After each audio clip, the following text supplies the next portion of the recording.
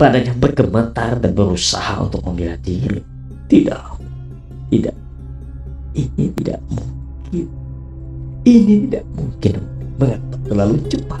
Bukankah pengadilan memutuskan bahwa aku akan dieksekusi 7 hari lagi?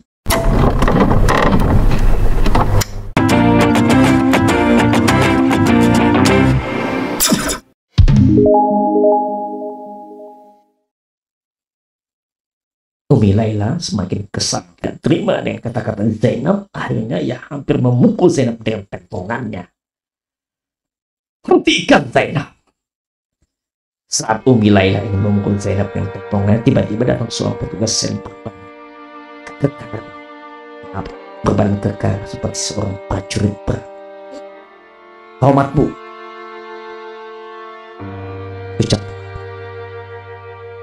Umi Laila pun menerima laporan dari petugas tersebut. Ya, ada apa?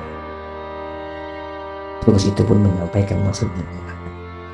Lapor Bu, Ibu segera dipanggil menghadap. Tanpa basa-basi, akhirnya Umi Laila pun meninggalkan ruangan sel untuk memenuhi panggilan. Baiklah, terima kasih. Mari ikut aku. Siap Bu, jawab petugas. Kemudian Zainab sendirian di sel meratapi peristiwa pahit yang menimpanya. Ia pun merempahkan tubuhnya. Peristiwa siksaan pada dirinya selalu menghantui dan ingatannya. Tak pernah hilang teriakan-teriakan majikan yang dibunuhnya. Suara-suara yang terus menghantui pikiran itu terus menggiang dalam pikiran Zainab. Zainab, Zainab, Zainab, kamu pembunuh. Kau pendosa besar. Kau bukan orang yang baik. Anakmu dan negaramu akan malu dengan perbuatan. Kau pembunuh Zainab. Kau akan mati. Kepalamu akan dipenggal. Kepalamu akan terpenggal Zainab.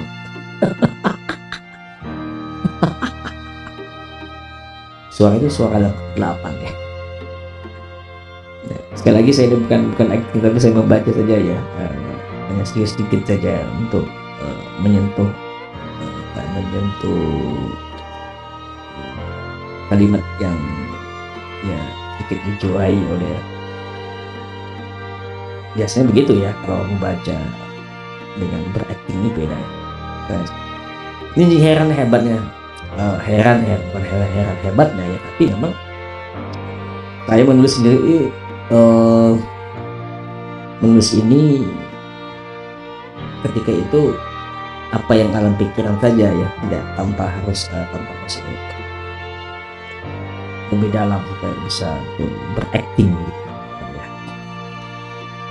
Lanjut lagi ya, kita lanjutkan lagi teman-teman.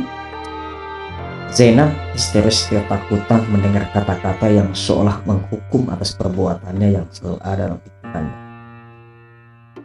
Tidak. Tidak. Aku bukan pembunuh. Pergi. Pergi. Pergi dan seterusnya. Itu dikatakan oleh Zainab. Zainab pun tak berdaya, hanya tetesan air matanya membasahi lantai selnya, dan pada akhirnya tiba-tiba Umi Laila datang dengan berkata bahwa eksekusi Zainab dipercepat karena tuntutan pihak keluarga.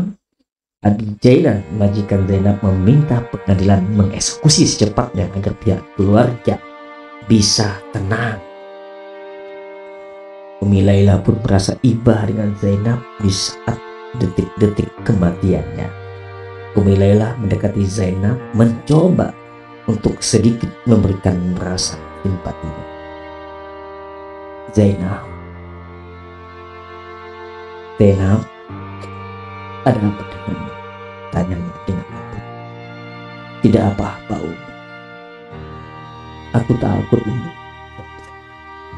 Umi Laila mulai merasa berempati dan sangat menyesali sikapnya telah berlaku kasar kepada wanita yang padahal ia juga seorang wanita. Tenanglah Zainab, sebelum Umi meminta maaf karena telah berkata kasar padamu, Zainab merasa heran. Maksudnya Zainab merasa heran karena sebelumnya Umi Laila sering berkata kasar padanya, tiba-tiba berkata lembut gitu ya. Ada apa? Ada apa? Kenapa Umi harus meminta maaf kepada aku? Umi tidak bersalah pada aku, Zainab. Kemudian Umi Laila sambil berempati tadi, meneteskan air matanya, tak tahan untuk menyampaikan kata-katanya. Akhirnya dengan cepat ia membuka sel Zainab dan mengeluarkannya dari sel. Ia pun langsung memeluk Zainab dengan erat. Tidak, ini tidak mungkin. Ini tidak mungkin. Mengapa terlalu cepat? Bukankah pengadilan memutuskan bahwa aku akan dieksekusi 7 hari lagi? Umi jangan menipuku, ucap Zainab. Umi pun menjelaskan. Benar Zainab, inilah hukum di negeri ini. Jika ahli waris yang kamu bunuh tidak mengampunkanmu, maka kan tidak bisa berbuat apa-apa. Tapi pun penguasa yang meminta. Zainab semakin kesal dan protes terhadap pernyataan Umi. Hukum apa yang diterapkan di negeri ini? Aku hanya membela diri, aku tidak berniat untuk membunuh. Di mana keadilan? Di mana keadilan di negeri ini? Sakkah wanita yang tak berdaya ini membela diri? Manusia mana yang rela tubuhnya disiksa? Aku akan mati, Umi. Tapi izinkanlah aku sebentar saja bertemu dengan kedua anakku. Merekalah kekuatanku. 15 tahun mereka tidak mendapatkan kasih sayang. Ingin sekali tangan ini membelainya. Ingin sekali aku mengecup kening mereka. Tapi apa daya? Minta Zainab kepada Umi. Umi Laila semakin tak sanggup menahan rasa empatinya kepada Zainab. Ia pun merangkul memeluk erat tubuh Zainab dengan merempah kepada Zainab di pelukannya. Zainab pun meminta kepada Umi Laila, aku masih bisa minta Umi. Umi pun menyanggupi keinginan Zainab. Ya Zainab, apapun permintaanmu akan dikabulkan selain penangguhan eksekusi. Zainab mencoba untuk tersenyum menanggapi pernyataan Umi Laila bahwa dirinya dibolehkan meminta sesuatu di detik-detik kemudian. Benarkah Umi? Sekarang aku tidak butuh lagi penangguhan atau pembelaan. Mungkin sudah waktunya ajalku. Katakanlah permintaanmu Zainab, tanya Umi Laila. Lalu Zainab pun menyampaikan keinginannya dengan penuh ketulusan. Aku ingin mengajukan 2 permintaan Umi. Pertama, setelah aku dieksekusi, berikanlah pakaianku ini kepada kedua anakku. Biar mereka mencium bau darahku, biar darahku tersentuh kulit mereka, biarkan darahku menjatuh dengan tubuh mereka sebagai ganti dari kasih sayangku bahwa aku sangat mencintai mereka.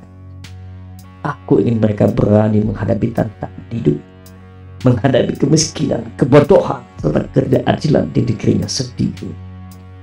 Umi Laila hanya terdiam dan terus mendengar pernyataan Zainab dan permintaan terakhir, dan hanya mengiyakan apa yang mereka. Iya nak, apalagi yang ingin kau?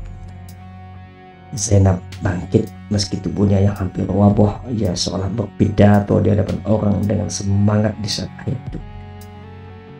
Ada juga ya, ini apa ya, semacam deklamasi gitu ya. Kedua, aku ingin menitipkan sesuatu kepada negaraku. Ikatlah kepalaku dengan kain berwarna merah putih, biar percikan darahku menodainya. Aku ingin negaraku kuat. Aku ingin negaraku berani memperjuangkan hak-hak saudaraku dan memberikan mereka keadilan. Mereka bukan penona negara, bukan perusak martabat bangsanya. Mereka bukan koruptor memakan triliunan uang rakyat. Mereka bukan sampah rakyat. Mereka adalah pejuang-pejuang pelawan kemiskinan, kebodohan dan keterpurukan. Di mana negerinya lupa? Di mana negaranya lupa?